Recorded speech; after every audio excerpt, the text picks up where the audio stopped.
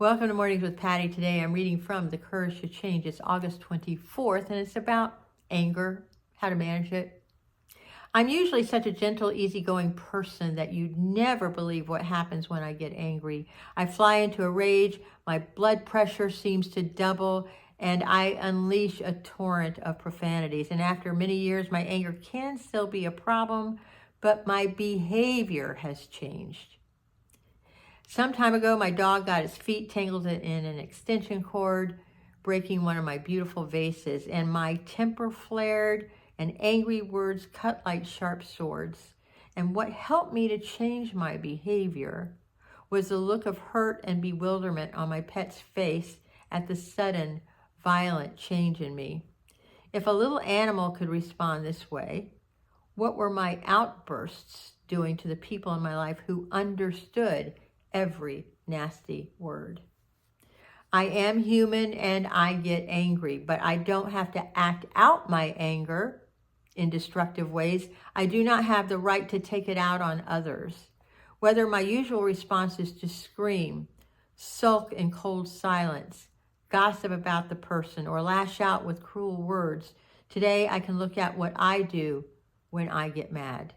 Maybe next time I will try something new. So let's talk about what happens when you get mad and what kinds of things can you do new. So it's the behavior we're talking about. We're not talking about the anger itself. And underneath that anger is usually hurt, sadness, disappointment, heartbreak. I know because I have been there so many times. So when you get angry, I want you to review what you do when you get angry. What are your behaviors? So the first thing you're going to do is pull out your journal. You're going to make a column. The first column is going to be what provokes me into anger. So list the situations or people that really piss you off. The second thing you're going to write down the ways that you show your behavior. Do you scream? Do you yell? What are those things? And I really want you to take a look at it. And I want you to sit with it. Is this the way you really want to behave? And then how do you want to behave? So you might not have many experiences on how to behave when I'm angry. Now, as I've said before, in 1991, I made this vow to myself, and it's been a practice just to keep my mouth shut when I'm angry.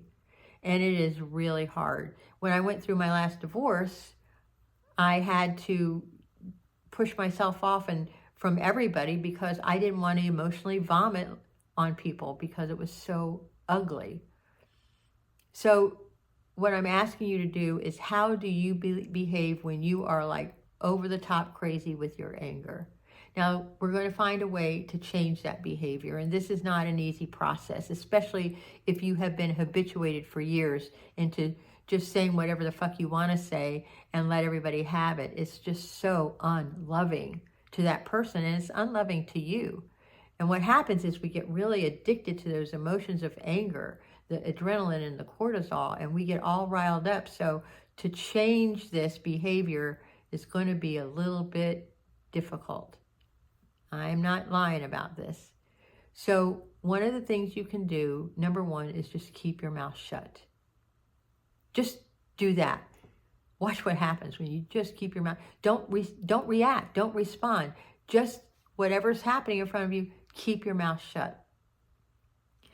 The second thing you can do is excuse yourself, walk away, find a quiet place, and just calm your body down because it's on high alert. It's in survival mode.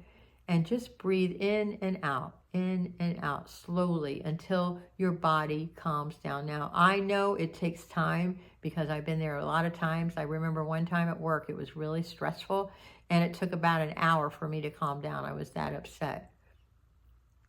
But the most important thing you can do is keep your mouth shut, excuse yourself, number two, and number three, feel the feeling underneath it, the hurt, the disappointment, the sadness, because this person disappointed you in some way.